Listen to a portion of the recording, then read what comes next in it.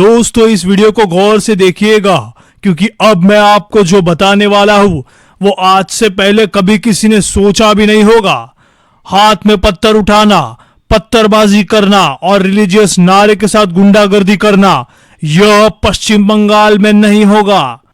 दशकों से बंगाल की सड़कों पे जो अराजकता का जो खेला चल रहा था उस पर आज राज्य के नए मुख्यमंत्री ने ऑन स्पॉट जाकर ऐसा कड़ा प्रहार किया है कि पत्थरबाजों के सियासी आकाओं के पसीने छूट गए हैं।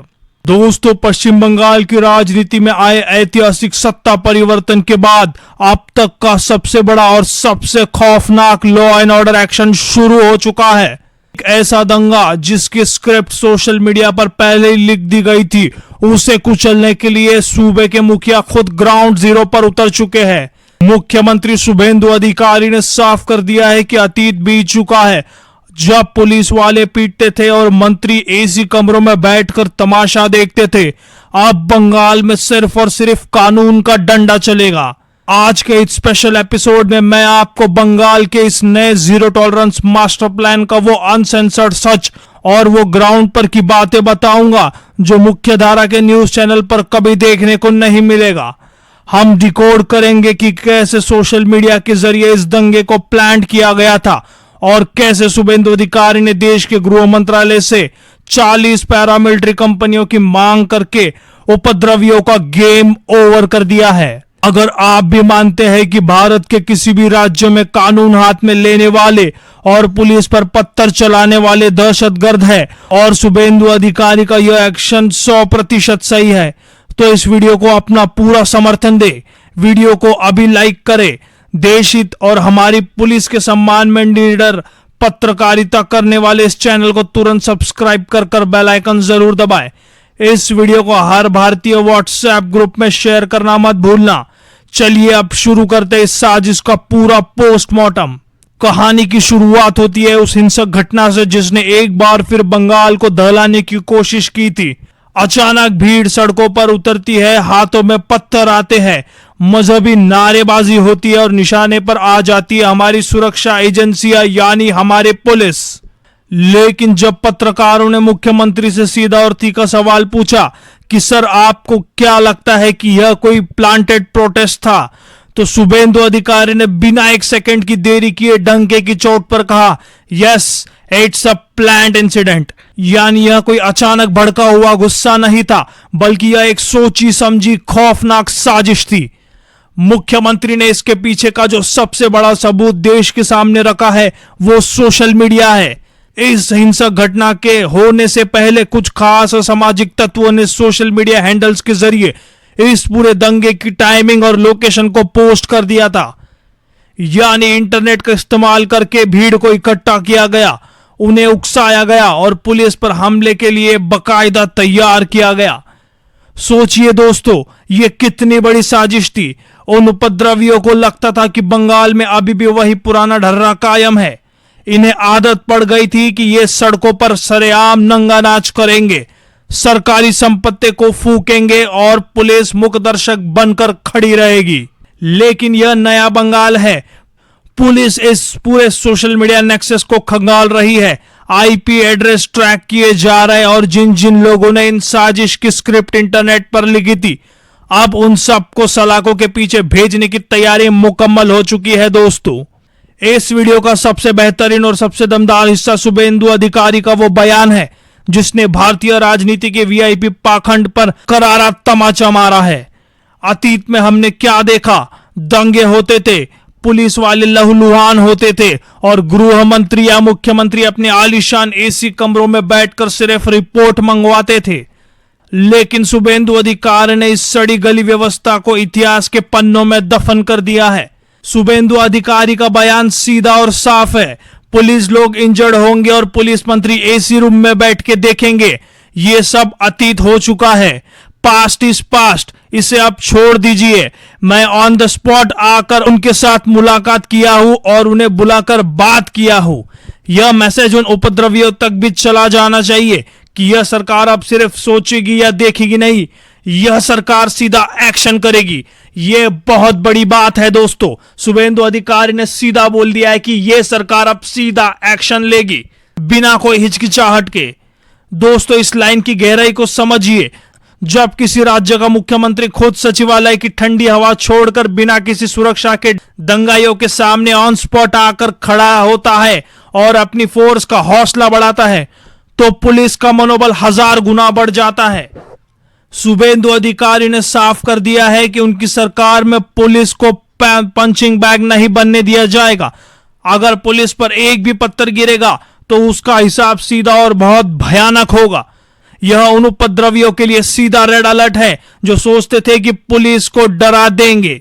अब आपको थोड़ी कूटनीतिक और प्रशासनिक बात बता देता हूं कि आखिर बंगाल पुलिस इतनी कमजोर क्यों हो गई थी कि उपद्रवी उन पर हावी होने लगे थे। खुद मुख्यमंत्री ने इस कड़वे सच को दुनिया के सामने स्वीकार किया है। आज सीएम ने कहा कि पहले पुलिस पूरी तरह से नॉन फंक्शनिंग हो चुकी थी और इसका कारण था पॉलिटिकल इल मोटिव, यानी राजनीतिक द्वेष और तुष्टीकरण का गंदा खेल। पुलिस के हाथ कानून ने नहीं बल्कि सत्ता में बैठे लोगों के राजनीतिक स्वार्थ ने बांध रखे थे। पुलिस के अंदर खुद एक डर का माहौल बन गया था कि अगर उन्होंने दंगाइयों पर लाठी चलाई तो उनकी नौकरी चली जाएगी या उनका ट्रांसफर कर दिया जाएगा। लेकिन आज शुभेंदु अधिकारी ने बंगाल पुलिस को उनका खोया हुआ सम्मान वापस लौटा दिया है। उन्होंने सीधे शब्दों में कहा है, now they are working as per the law. आप पुलिस किसी नेता के इशारे पर नहीं बल्कि कानून के दायरे में रहकर जो सही है वो काम कर रही है। शुभेंदु अधिकारी ने संविधान के मूल सिद्धांत का हवाला देते हुए कहा कि हमारी police for the people, of the people, by the people, यानी जनता के सुरक्षा के लिए काम करेगी। सुपीरियर पुलिस अधिकारी जो भी आदेश देंगे यह पूरी डिसिप्लिन ऑर्गेनाइजेशन उसे ऑन ग्राउंड लागू करेगी।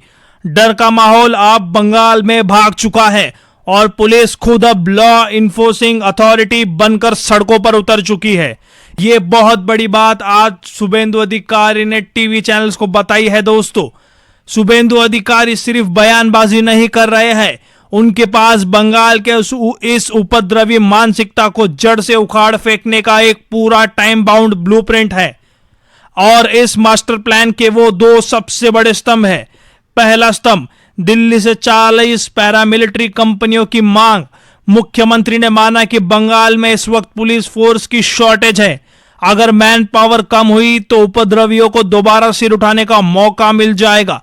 इसलिए शुभेंदु अधिकारी ने सीधा केंद्रीय गृह मंत्रालय से रिक्वेस्ट की है कि जब तक बंगाल में पुलिस का अल्टरनेट अरेंजमेंट नहीं हो जाता तब तक 40 कंपनियों की पैरामिलिट्री फोर्स को बंगाल से वापस ना बुलाया जाए। उन्हें यही रखा जाए ताकि दंगाइयों की रीढ़ की हड्डी पूरी तरह जोड़ी जा सके। और इस मास्टर प्लान का दूसरा स्तंभ है 6 महीनों का चैलेंज। सीएम शुभेंदु अधिकारी ने डंके की चोट पर कहा है कि आप सिर्फ 6 महीने का वक्त दीजिए। Within 6 months Bengal police की स्ट्रेंथ, उनका मॉडर्नाइजेशन, उनका इंफ्रास्ट्रक्चर और उनकी लॉजिस्टिक सपोर्ट इस लेवल पर ले जाया जाएगा कि कोलकाता पुलिस पूरे देश की सबसे बेहतरीन, सबसे ताकतवर पुलिस फोर्स बन जाएगी। यह उपद्रवियों के लिए अल्टीमेटम है कि अगले 6 महीने में तुम्हारा इकोसिस्टम मलबे में तब्दील होने वाला है। दोस्तों, शुभेंदु अधिकारी ने यह भी कहा कि अगर आपको कोई भी ग्रीवियंस या शिकायत है, चाहे वो किसी पुलिस वाले के खिलाफ हो या किसी और के खिलाफ हो, तो कानून हाथ में मत लीजिए, सीधा अधिकारियों से मिलिए और अपनी शिकायत दर्ज कराइए। उसका एक्शन कानूनी तौर पर बिल्कुल लिया जाएगा, ये मैं आपको आश्वासन देता हूं। लेकिन कानून में हाथ में लेना यह आपकी सबसे बड़ी भूल होगी।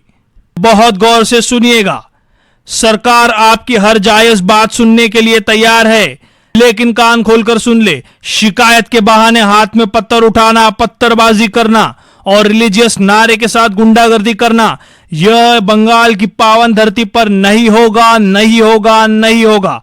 शुभेंदु युग में अब खेला होबे का चैप्टर हमेशा के लिए क्लोज हो चुका है।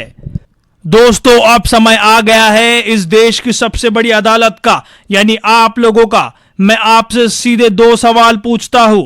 पहला, क्या आपको लगता है कि शुभेंदु अधिकारी का यह on the spot zero tolerance action और 40 पैरामिलिट्री कंपनियों को बंगाल में रखने का फैसला पत्थरबाजों को हमेशा के लिए शांत कर देगा? दूसरा, क्या भारत के हर राज्य में पुलिस पर हमला करने वाले दंगाइयों के खिलाफ इसी तरह योगी मॉडल और शुभेंदु मॉडल लागू हो जाना चाहिए? अपनी राय, अपना जवाब और अपना गुस्सा नीचे कमेंट बॉक्स में लिखे, बेखौफ होकर दर्ज करें। हम हर एक सच्चे देशभक्त का कमेंट पढ़ रहे हैं। अगर आपको मेरी ये डीप रिसर्च वाली अनसेंसर्ड ग्राउंड रिपोर्टिंग पसंद आई हो तो इस वीडियो को पूरे भारत और बंगाल के हर एक व्हाट्सएप ग्रुप में शेयर करें। ये वीडियो व्हाट्सएप और फेसबुक पे वायरल हो जाना चाहिए। और हां, देश हित में हमारी पुलिस के सम्मान में आवाज उठाने वाले इस चैनल को अभी सब्सक्राइब करके बेल आइकन जरूर दबाएं। आप देख रहे थे मुंबई टुडे लाइव। मिलते हैं आपसे अगले वीडियो में। तब तक के लिए जय हिंद, जय भारत।